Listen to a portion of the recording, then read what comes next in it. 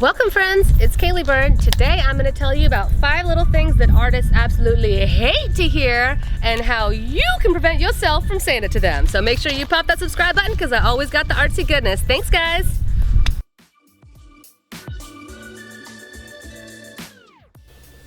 It would be so awesome if you would like paint my portrait in a big giant mural on the side of my house. It would be so incredible, like for free of course. I mean, I'll give you so much exposure. Like you can even sign your name and everything. Don't worry, I'll hashtag you on social media. Like everyone will know that you painted it for me. It'll be so good. You're gonna get so much business if you just paint my portrait for me for free. Oh yeah, really? What a great opportunity. No, that is not an opportunity. That is you getting free art, okay? Hate to break it to you, but you telling your friends that you got art from an artist, I mean, it is very, very helpful, but it's not enough to make us want to go out and just make personalized, custom free artwork for people and give it away all the time. Like that, if you really wanted to help us, you wouldn't ask us to do a bunch of free stuff. You would want to hire us to do a job that you respect. You know what I mean? So literally by saying, oh, free for exposure, it means I think other people should pay you for your art, but I don't think I should have to. Because exposure means you'll get business, right? So the point is for you to make money on your art. That's what the person is saying when they ask free for exposure, right? So you think other people should have to pay for the artwork, but not you. Just saying, I'm just saying, I'm just saying. It ain't very nice. It also completely undervalues what the artist is doing. It's like, oh, this is your life's work and this is what you've spent your entire life, you know, trying to do and perfect, and I think it's worth $0. That's wonderful. Good for you. Keep going. Oh my gosh, you're just like so talented. Like, wow, I wish I was just born naturally so talented and good at art. Like, you're so lucky that it's just so easy for you. Ah, that natural born talent, I swear. Oh my goodness. Okay, this one has got to be probably my biggest pet peeve when somebody just says, you're so lucky to be born like that. Like, oh my goodness. No, I wasn't. No professional or no one who is very advanced at what they are doing was born like that. No, that's not how it happens. You don't just come out of the womb drawing accurate figures. That's just not how it happens, okay? So when you say that kind of thing, it completely negates somebody's like entire life work. Okay. That being said, of course, a lot of people tend to get good at things that they are kind of naturally good at. Like you tend to enjoy things that you're good at, right? So maybe when you're little, you tried sports, you tried the flute, and you tried drawing, and you wound up being better at the flute than all those things. So then you play the flute and you enjoy that because you were good at it. Yeah, I get that, okay? So you might follow what you have a natural propensity to, yes. But that does not mean that anybody that knows what they're doing just came out like that. Like, I can't tell you how many people are like, oh, you're so talented, that must be so nice. And I understand that some people do mean like, oh, you're really good at something, but the way that it's said is it's like, that must be nice, like I was just magically born like this. Like, what do you know? What? Lucky me? No, it's like, I know I look like some kind of homespun girl, and I'm a lot self-taught, but like, I was always in the extracurriculars, like after school on art class and stuff like that forever, since I was like 5, you know, always. And then I started going to this amazing middle school, 6th through 8th grade. I went to this incredible School of the Arts in Charleston County, where I had an hour and a half of very advanced art classes every single day, 5 days a week for 3 years. During that time, I mean, you're a sponge when you're young. And then I had advanced high school, and then I was an undergraduate and graduate degrees in studio art. And I've studied atelier programs in Europe twice. Like, I did not just wake up like this. You know, there's that saying about 10,000 hours is usually what it takes to be really good at something. So I can pretty safely say, pretty much across the board, if you see anybody who's really good at what they're doing, they've probably put in close to or over their 10,000 hours. I mean, that's what it takes. That's the other thing, is people that usually tend to be really good at something tend to be really focused. So when you say, that's so nice of you to be talented like that, it's like, this is all I care about and all I do 24 hours a day for the last 10 or 20 or whatever years or something, and the way that I plan on like leading my entire life. So no, it's not just nice that I'm talented, like I work at this all the time. So the next time you want to tell somebody that they're doing awesome, which is great because we love to hear it, how about use the word skilled? Yes, that's what I try to say to people. And trust me, I've used the word talented 1,000 times too, but since I have had more and more people say that to me, like the harder I work, the more people tell me I'm just talented. It's like, no! I have tried to switch that word out in my vocabulary. So now when I compliment other people, I'm using the word skills. Or I'll say, oh my God, like you are such a skilled seamstress. You must have spent forever learning to do that. Or, you know what I mean? I love that you, like, how many paintings did it take you to develop that beautiful flesh tone? You know what I mean? So I try to kind of give compliments the way that I would want to receive them, in that way that I am applauding somebody's hard work instead of just being like, that's nice, that must be nice that you were born knowing how to sew. Wow, I really love your work. Your paintings are like amazing. How much do you charge for those? Oh, really? That's all you think it's worth? Like, you should really charge more for that. I mean, I would think people would pay more for that. I mean, I won't. I actually don't quite have that much. It's actually a little bit high for me. But, you know, generally, I really think that you should charge more for your work. Okay, I know. So this is probably way less as obvious as the other ones, but trust me on this, as an artist who has been showing and selling her work now for a little over a decade, a little over a decade, pricing one's artwork is one of the most difficult aspects of the business aspect of an art business. I mean, it is so hard because it's so difficult to find who to compare yourself to, especially if you're just starting out. Now, if you're an established artist and you've been selling a lot of work for a long period of time, then you've got things kind of figured out. But if you are, because like I have not, it's not like I sell a ton of paintings all the time, and I don't necessarily, like there's been a few years before where I haven't sold any work because I haven't really been pressing that kind of thing, or, you know, as in grad school, blah, blah. So there's been times in my life when I have sold work kind of regularly and been times when I have not. So let me just say that, you know,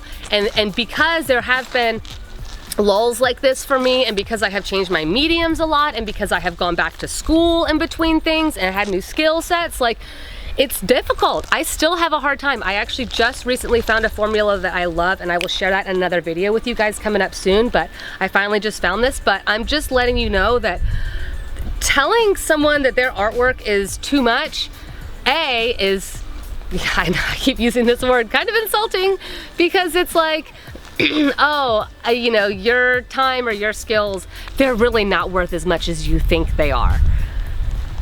Oh, okay, thank you. Let me know the next time that you need some legal advice, and that's what you tell your lawyer right before you ask them for legal advice, or when you're about to go to the doctor because you got a funny thing on your elbow, go tell the doctor, like, I really don't think that your opinion warrants this kind of fee, but can you help me?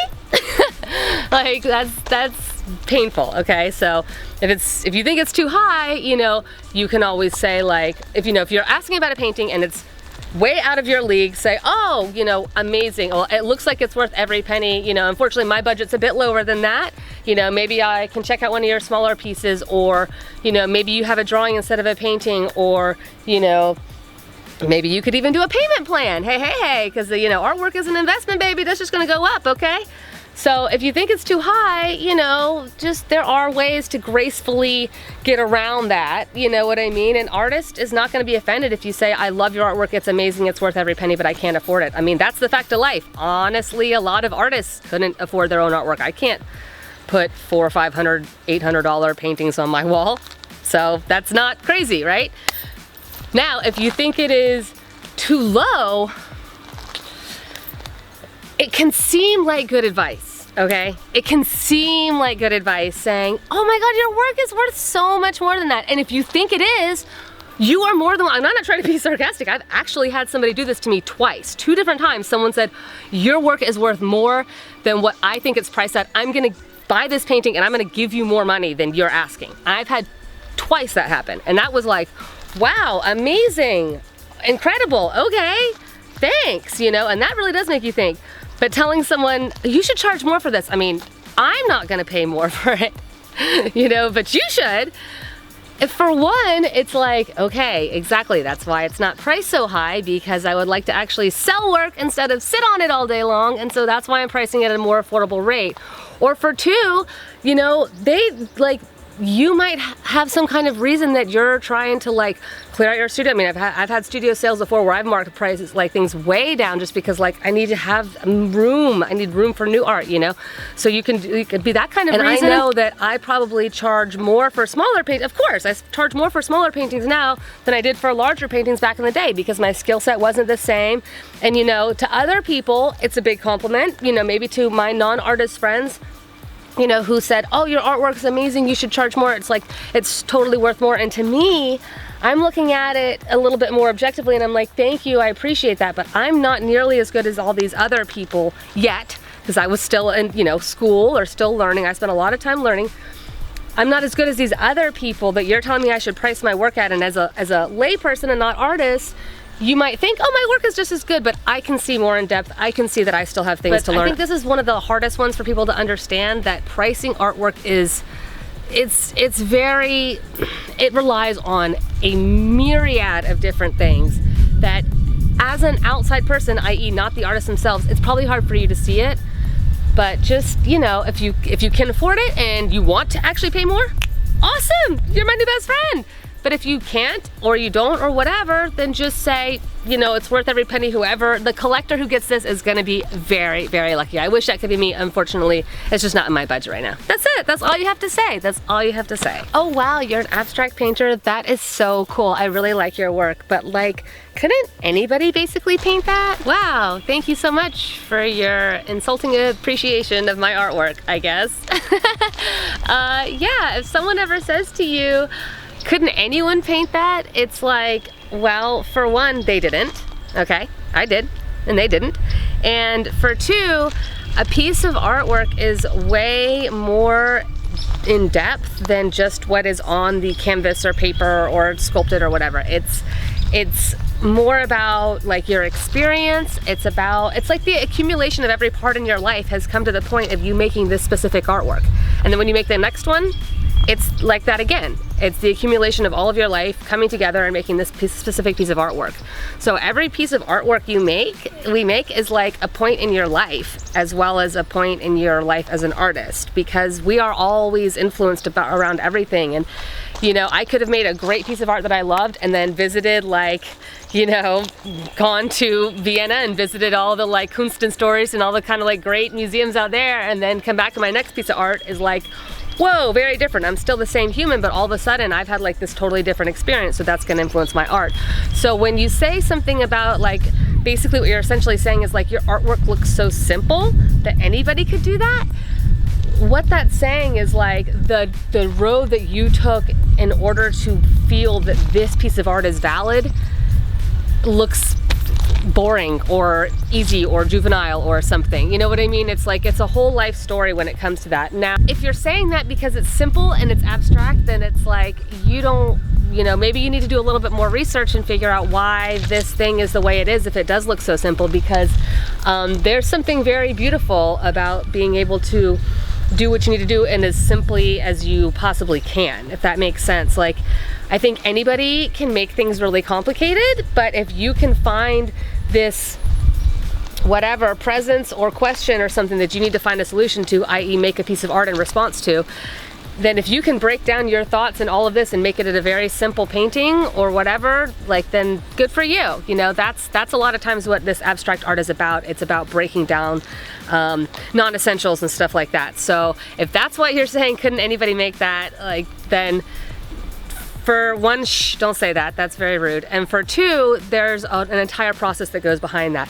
And if you're saying that just because like this person is new at art and they haven't been doing it very long and maybe their skills are not where they are expected to be one day, well then that's super mean. Don't be unencouraging of someone like that because they're trying really hard, okay?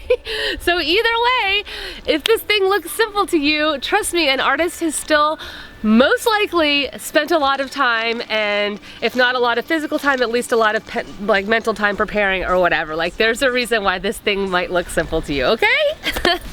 Oh, those miniature donkeys are so cute. You should paint those donkeys. You should paint that tree. Oh, you should be in more galleries. You should get on Etsy. You should try to show your art more. You should do tattoos.